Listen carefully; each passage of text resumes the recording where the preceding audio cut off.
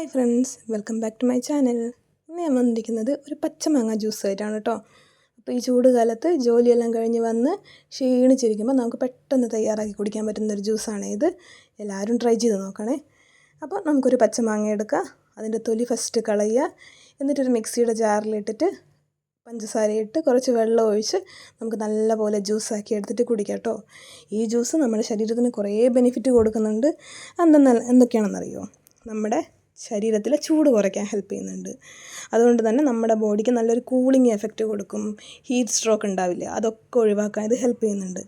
അതുപോലെ തന്നെ നമുക്ക് ഡൈജഷന് ഹെൽപ്പ് ചെയ്യും. ഈ ഒരു ജ്യൂസ് നമുക്ക് എന്തെങ്കിലും ഡൈജസ്റ്റീവ് പ്രോബ്ലം ഉണ്ടെങ്കിൽ അതിനൊന്നും ഈ ഒരു ജ്യൂസ് നമ്മളെ ഹെൽപ്പ് ചെയ്യുന്നുണ്ട്.